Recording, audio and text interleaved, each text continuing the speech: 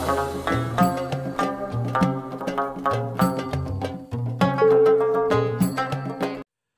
Elohim bersama Masih, damai sejahtera dalam nama Tuhan Yesus Kristus. Bertemu lagi dengan saya Andre Lahama di channel saya. Kita akan belajar menggali dan berapologet bersama. Pada video kali ini saya mau menanggapi kajian atau ceramah atau pengajaran daripada Ustadz Kainama yang barusan ini saya tonton dan saya cukup tercengang melihat kajian beliau. Sebelum kita membahas, mari kita saksikan dulu, tonton dulu video dari Ustadz Kainama. Yang tentang pernikahan ST Yosef yang terkandung Santo Yosef. Ya, Santo Yosef. Santo Yosef yang terkandung dalam tulisan-tulisan apokrifa. Ketika berusia 40 tahun, Yosef menikahi seorang wanita yang disebut Melka atau Eska. Usia 90 tahun, pergi ke Yerusalem di antara para calon sebuah mujizat, memanifestasikan pilihan yang telah Tuhan buat dari Yusuf. Dan 2 tahun kemudian kabar sukacita terjadi.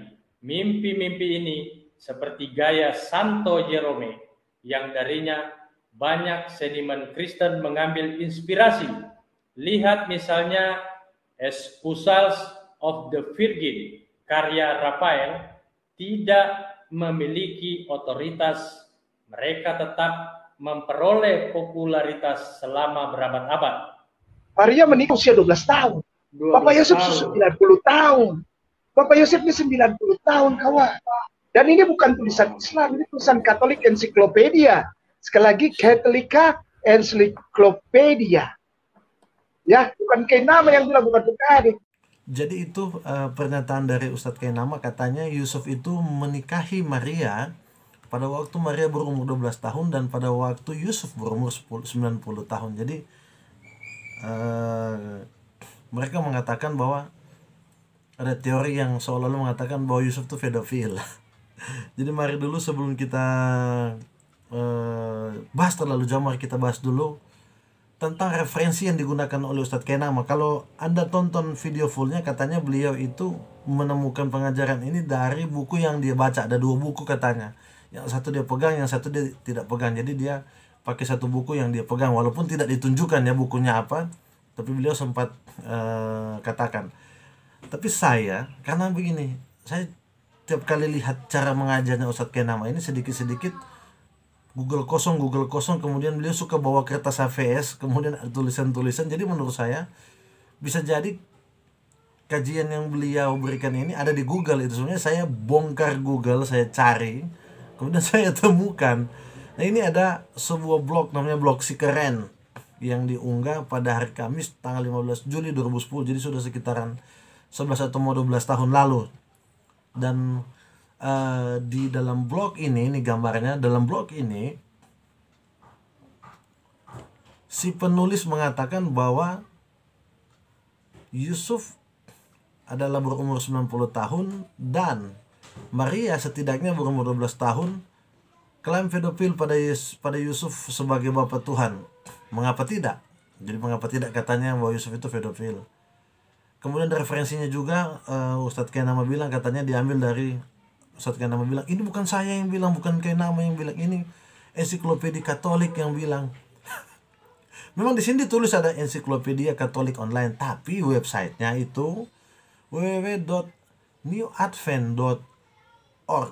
Jadi ini bukan pernyataan dari Katolik.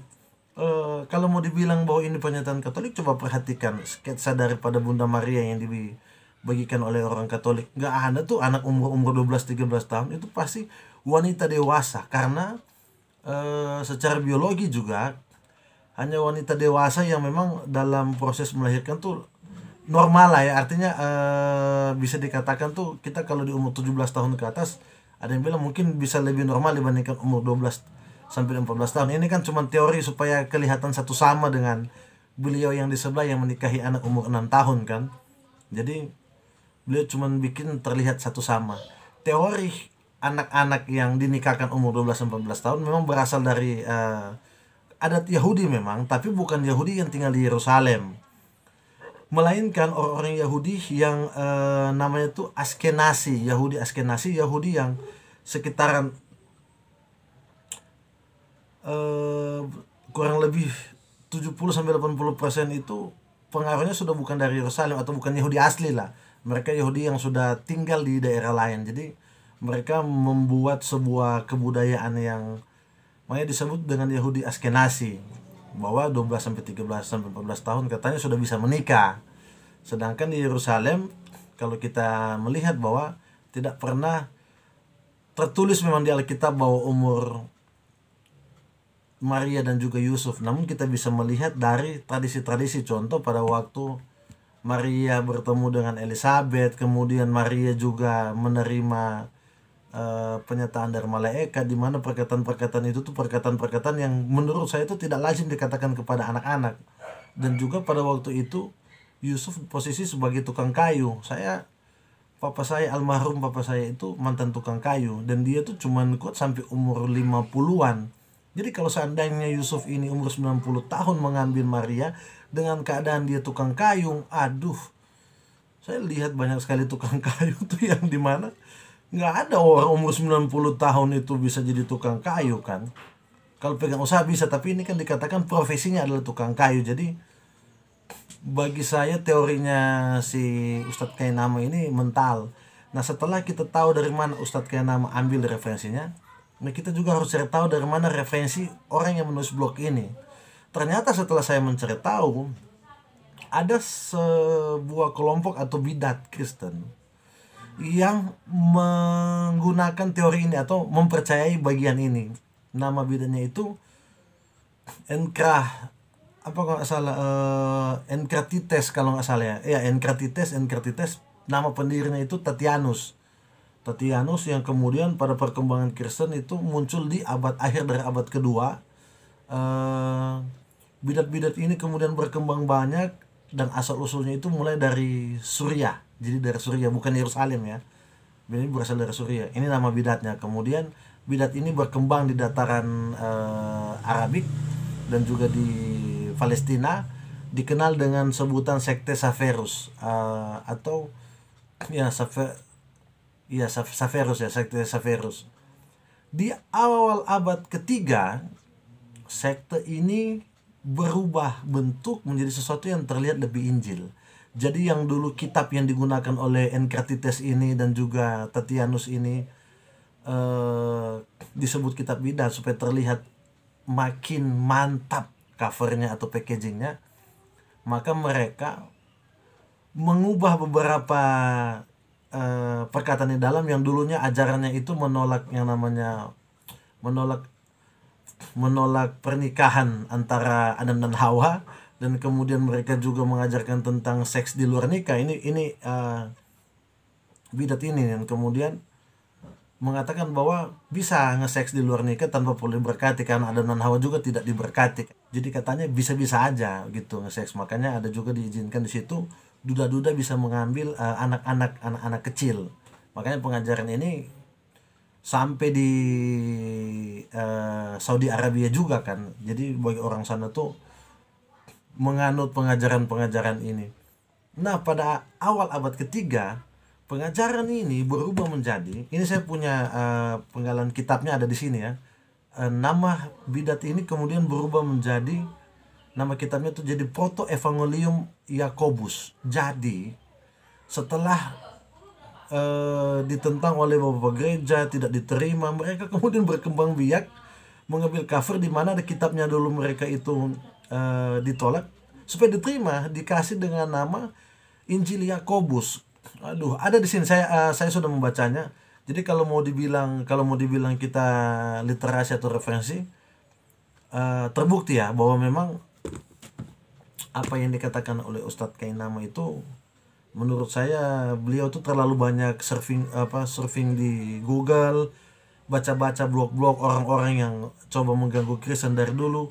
Kan udah 11-12 tahun yang lalu, kan udah dipatahkan juga itu sebenarnya teori-teori itu. Dia pakai lagi supaya dia punya bahan untuk live. Itu yang saya bilang ngawur sekali beliau ini. Tapi ya sudahlah, itu yang membuat dia terlihat akademis kan. Sekali lagi teman-teman Kristen, Itulah kita kekristenan, bisa diteliti, bisa dilihat dari fakta-fakta sejarah di mana kita tidak bisa dibodohi. Kita sudah tidak bisa lagi dibodoh-bodohi dengan cerita-cerita yang sepihak dari kaum non Kristen ya, atau mungkin orang-orang yang pernah menyebut dulu katanya Kristen kemudian dimualaf. Makanya saya yakin mereka ini bukan pendeta, karena cara mereka belajar Alkitab itu kayak apa ya, kayak kutu loncat lah, sana sini. Kemudian saya bilang gaya belajarnya Ustadz kayak nama ini, ambil simpan posting ASP, ambil simpan kemudian posting. Jadi selalu kan dia mulai dengan buka 2 Google kosong. Nah, itu menggambarkan cara dia belajar memang ya. Jadi sekali lagi ini bisa diteliti dan bisa ketahuan dari mana sumber kemudian menjelaskan bahwa kok bisa Yusuf tuh umur 90 tahun menikahi Maria umur 12 tahun, dan ini semua cuma muncul karena ya kesalahan-kesalahan dari para bidat-bidat itu aja, kemudian membesar-besarkan dan seolah-olah bahwa ini yang paling benar. Karena kan yang palsu kan begitu, selalu mengklaim diri paling benar, sedangkan yang benar, yang asli selalu diam dan tetap menjalankan apa yang seharusnya dijalankan. Jadi itu dia teman-teman saya yang Kristen, percayalah bahwa Alkitab itu adalah kitab yang kebenarannya bisa dipertanggungjawabkan. Oke, itu aja dari saya, Andre Lahama. Semoga kita semua tetap menjaga iman kita dan tetap rasional dalam mengkaji Alkitab kita, karena Alkitab kita adalah Alkitab yang tidak pernah berbohong dan fakta-faktanya selalu benar. Itu saya dari saya. Terima kasih, Tuhan Yesus memberkati.